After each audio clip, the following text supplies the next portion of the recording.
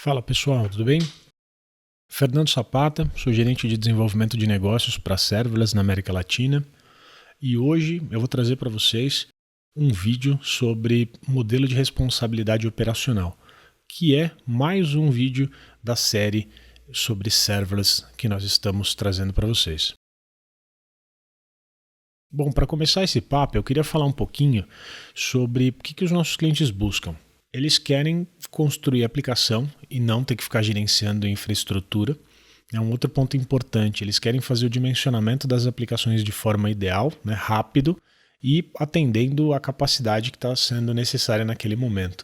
Então a gente está falando de escalabilidade. Eu não preciso necessariamente ter um número de servidores alto se eu não tenho demanda para aquela aplicação naquele momento. Então isso é uma das coisas que os nossos clientes buscam. E a terceira, eles querem segurança e isolamento por padrão. Sempre que você já tem um serviço, um building block que já te entrega segurança e isolamento por padrão, isso aumenta a agilidade no processo de desenvolvimento de software, consequentemente as entregas.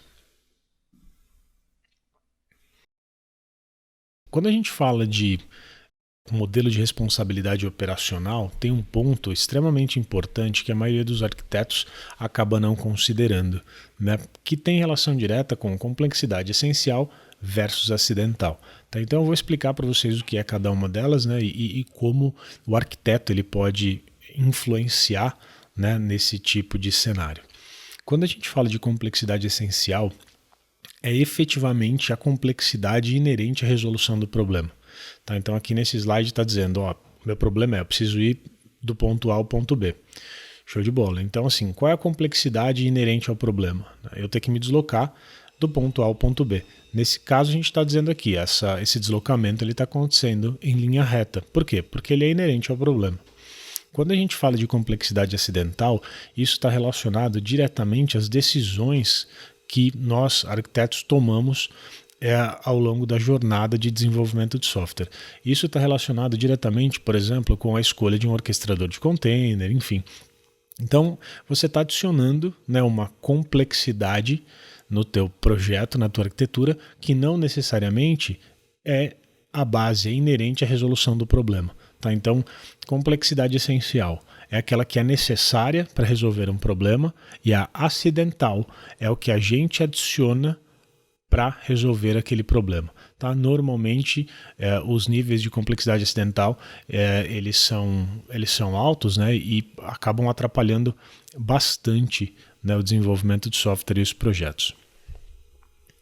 Bom, mas o que significa serverless? Porque quando a gente fala de serverless, a tradução literal é sem servidor. Mas na realidade, o que a gente quer dizer quando a gente fala de serverless é que um serviço, uma tecnologia serverless, você não precisa se preocupar em gerenciar servidores. Uma outra característica é ela escala conforme o uso. É bem importante também não pagar pela ociosidade. Ou seja, se você tiver com volume, você está pagando por aquele volume. Se você não tiver volume, você não vai pagar pela ociosidade daquele serviço considerado serverless. Uma outra característica importante é que ele já é altamente disponível por padrão, ou seja, você não precisa se preocupar em implementar, por exemplo, uma solução de HA em cima do serviço, em cima de algo considerado serverless. Vamos agora falar um pouquinho sobre modelo de responsabilidade operacional. Quando a gente fala de modelo de responsabilidade operacional, começando aqui à esquerda do nosso slide, onde está o on-premises, eu tenho um monte de layer. Então eu tenho um layer de computação, de banco de dados, de armazenamento, mensageria, analytics. E para que eu tenha todas essas soluções no ar e para que eu consiga entregar valor com elas, eu tenho que cuidar de um monte de coisas. Então, no caso do on-premises, eu preciso me preocupar com o data center, com a parte de facilities, segurança do data center, refrigeração, a instalação de todos os equipamentos físicos, suporte aos equipamentos físicos, depois o layer de virtualização, por exemplo, depois as minhas máquinas virtuais, para efetivamente alguém conseguir colocar uma aplicação lá dentro. À medida que a gente avança para o lado direito do slide, né, à medida que a gente vai passando pelos serviços da nuvem, essa responsabilidade operacional do cliente ela diminui. Tá? Então, você acaba, né, como cliente, se preocupando menos com o serviço que você está utilizando e mais com a entrega de valor, né, efetivamente com a entrega de soluções para o seu negócio. Na extrema direita, a gente está falando de Lambda.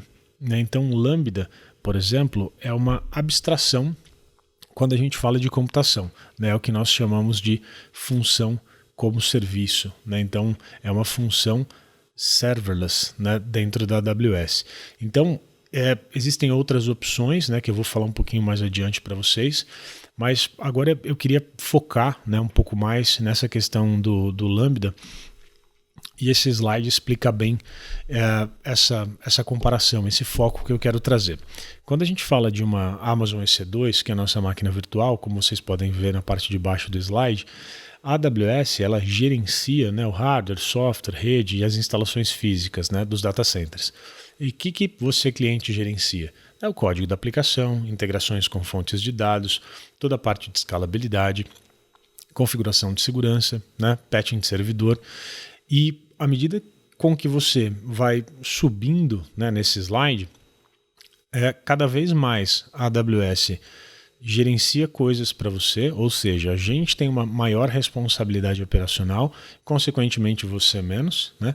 E o cliente acaba focando naquilo que realmente tem valor para o negócio. Quando a gente fala de Lambda, né, que é o extremo da abstração, quando a gente fala de função, a AWS ela gerencia, né, toda a integração com fonte de dados, hardware, software, rede, instalação física, o provisionamento, né, e tudo isso já está embarcado no serviço como escalabilidade, alta disponibilidade, né, isso já existe dentro do Lambda. Né, e o cliente ele acaba cuidando somente do código da aplicação, que é o que realmente importa para ele. Né, então ele já chega, abre, né, a console, cria um novo Lambda, por exemplo, e ele já está começando a gerar valor para o negócio. Né? Você já está começando a produzir código que vai resolver efetivamente um problema de negócio. Então, é bem importante fazer um paralelo com a questão da complexidade. Né? Então, assim, a complexidade essencial ela está ligada diretamente à questão do Lambda.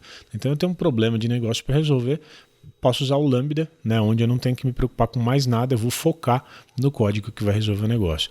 Em contrapartida, se eu escolher, por exemplo, colocar isso numa máquina virtual e eu instalar, né, todo o cluster de gerenciamento de container, e, enfim, todo o stack tecnológico para aquela aplicação rodar, né, eu estou adicionando complexidade acidental ao meu problema.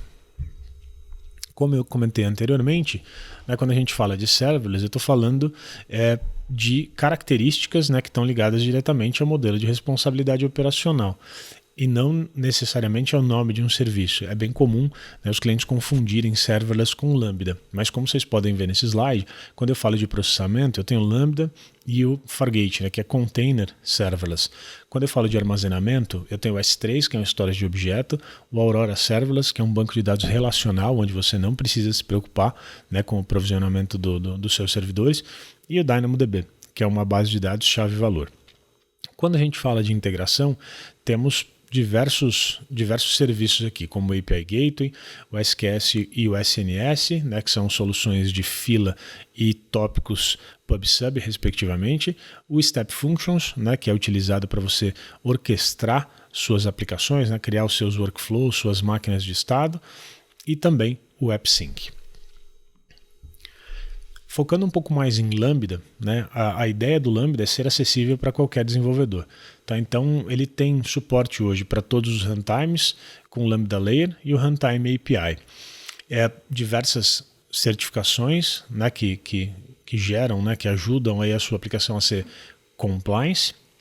Ele tem melhor produtividade, né, então tem diversas IDEs, né, com ferramentas já para que você trabalhe com os seus lambdas.